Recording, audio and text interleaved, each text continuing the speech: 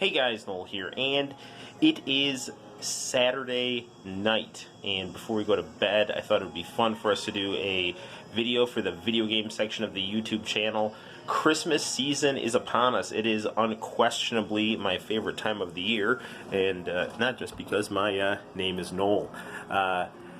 Last year, we did a review of one of my all-time favorite games on the Sega Saturn, the Christmas version of Nights into Dreams, and I really would like to do another video about that since this is Christmas, and this is really, I think, the most iconic and beautiful Christmas-themed video game ever made, at least as far as games that I've played.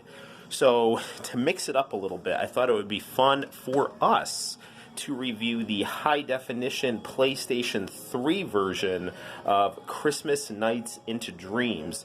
Now, this is going to be the English as opposed to the Japanese version, which just means that there's going to be more English voice acting as opposed to Japanese, but this is going to be a beautiful high-definition rendition of this amazing video game, which is really just a demo disc of the first couple levels of Nights. So without further ado, let's get down to playing Christmas Nights into Dreams, the high-definition remake of Nights into Dreams that was originally introduced on the PlayStation 2's Sega Ages collection and has now been digitally remastered on the PlayStation 3. I am going to hit the lights and let's get down to some goodness right now.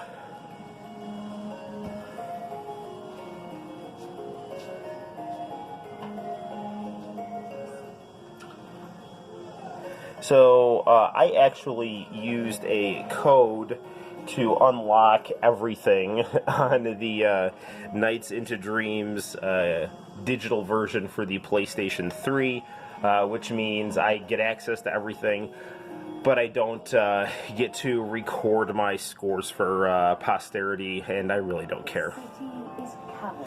Now, one of the great things about Christmas Nights into Dreams is that you get this very beautiful illustrated narrative that looks like it's something out of a European children's book drawn in Japanese manga style. So, very, very nice stuff. They all look rushed. And the premise of Christmas Nights into Dreams, as we discussed in our video last year, is that Elliot and Clarice, the two protagonists of Nights, have to get the star to the city Christmas tree back, which mysteriously disappears because it has been stolen by the Nightmarin, the bad guys. This is the most cheerful time of the year. But it seems like nobody is paying any attention to something important. This game does a fantastic job of giving you that warm, fuzzy, cozy, colorful Christmas feeling. Just awash in Christmas lights and snow and warmth and cold and cuddles all at the same time. One of many reasons why Christmas is my favorite time of year. It's Jesus' birthday. It's my birthday a week before Christmas. It's just a part of the year where you get to think about the most important spiritual things, be with the people that you love, and get showered in gifts. Fantastic stuff, and it's great to have a video game centered upon such awesome things.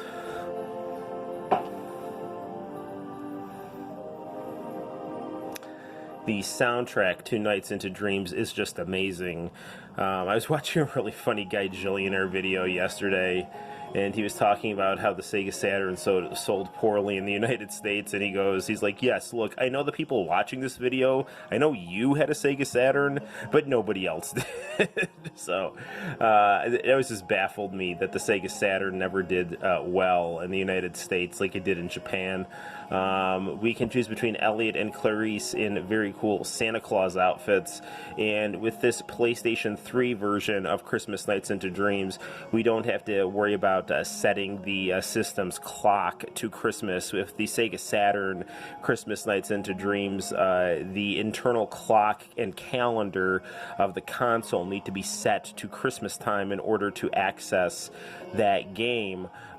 With this, you can just access the Christmas Nights into Dreams. But the Christmas Nights into Dreams demo on the Sega Saturn, the calendar feature on that is cool, because in addition to just playing this Christmas version of Nights, you could play a April Fool's and Valentine's versions of Nights, as well as seasonal versions of Nights, such as Winter Nights, which is also cool. Let's be Clarice.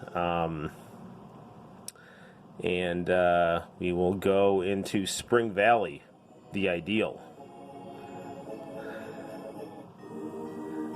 And, excuse me, you'll notice now that this level is now awash in Christmas trees, snow, ribbons, and lights. And our thing holding Nights is literally a birthday cake, and Nights now has a nifty new outfit. This high-definition version of Nights is extremely beautiful. I love the Sega Saturn 32-bit graphics. That said, the crispness and expressiveness of the characters and everything in the level really adds a new a new layer of experience to the game. That's not to say that the Sega Saturn version isn't just as aesthetically beautiful, but it's going to be aesthetically beautiful in a way that is limited to the confines of a more pixelated 32-bit style, whereas this is going to be very, very crisp. Something more analogous to, Pixar, but with more charm and a lower budget. Let's put it that way. So, I mean, we're basically looking at an incredibly high-quality PlayStation 2 game with high-definition graphics, filled with Christmas carols.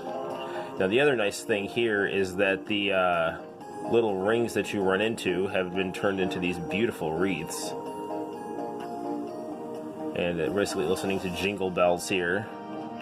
Not basically, we are listening to a remix of Jingle Bells here. Now, the whole premise of Nights is that it is essentially a game made by the Sonic team that utilizes similar mechanics to Sonic the Hedgehog, but it involves flight rather than running. So there is that relentless forward-moving mechanic like you get in Sonic, as well as reflex-based controls, but you are in the air going fast as opposed to being on the ground. So, good stuff. Now, it's really sad that Sonic Extreme did not get to utilize the Nights engine, which is just baffling to me when you hear the story that Yuji Naka would not allow the American team to use the Nights engine. I'm sure he would have gotten credited for it, so I don't understand. It would have been really interesting. In fact, there is a way to play Sonic the Hedgehog in Christmas Nights into Dreams. That said, I do not believe that is accessible on the PlayStation version of Christmas Nights. I think that is a Saturn exclusive. And it is weird. You are Sonic, but you can't fly. You're just basically running around the level in 3D, and it does give you a feel for what a 3D Sonic the Hedgehog game would have been like on the Sega Saturn, which is good. I mean, the challenge with Sonic the Hedgehog in 3D is that Sonic relies on linear gameplay, and 3D, by its very nature, is you're just kind of moving all over the place. But if you utilize a system like this, I think that would have lent itself very well to a Sonic game, because you are moving in 3 dimensions, but you are going in a forward line, which lends itself to that fast-paced linear Sonic gameplay style. So, all right, we need to hurry up here. and find the Christmas tree.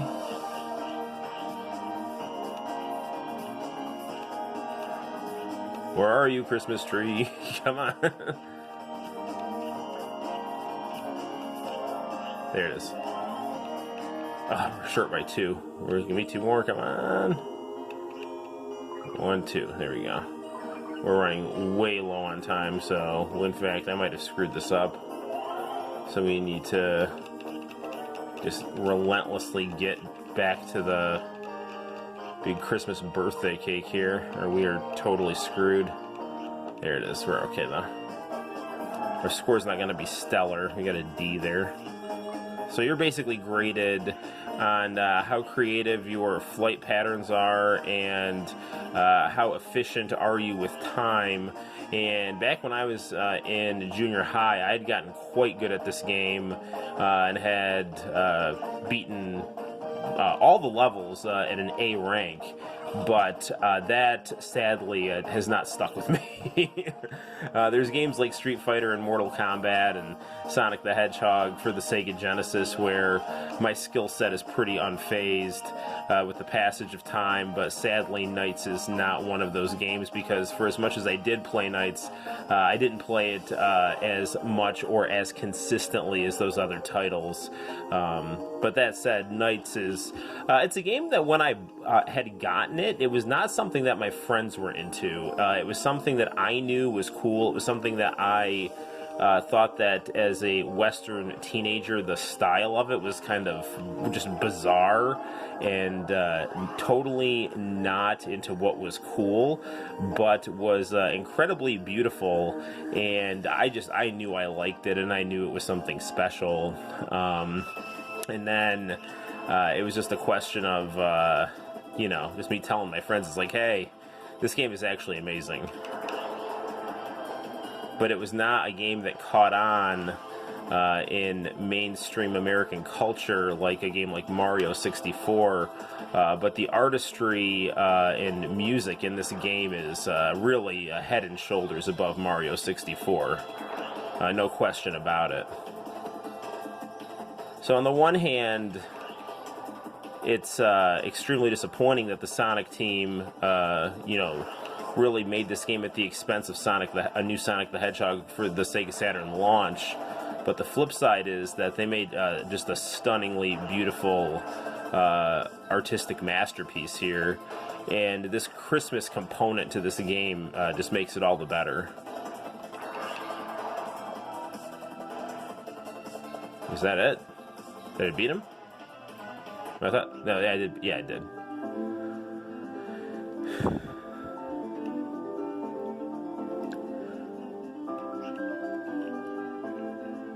Whee!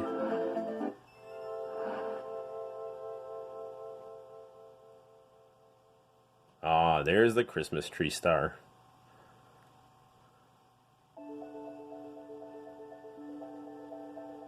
With the help of Knights, Elliot and Clarice found the star, shining in 7 colors. But the entire story was a dream. So, what was that star? They don't talk about the dream they saw. But there is one thing both of them know. Something special will happen after they embark on an adventure with Knights.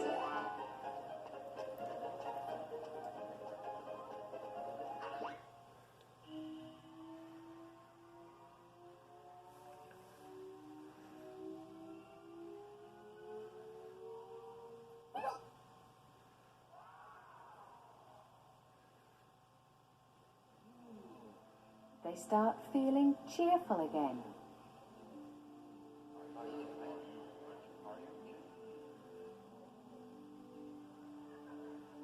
And now happiness, like the light of a small candle, starts filling the city once again.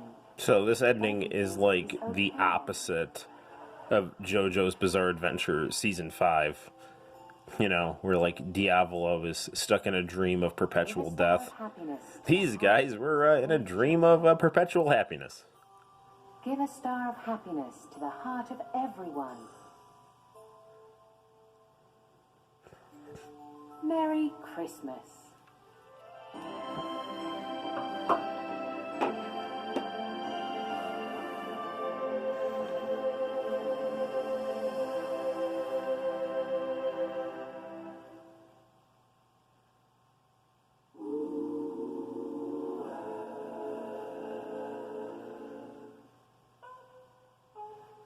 So, guys, there you have it. It is Christmas Nights into Dreams, the high-definition version for the PlayStation 3. And this game is filled with Christmas warmth and gameplay quality, so I highly encourage you pick that up as quickly as possible. And everyone, I want you to have a Merry Christmas. Until next time, guys, my name is Noel. You take care, like and subscribe, and I will see you all in the very near future. Bye-bye.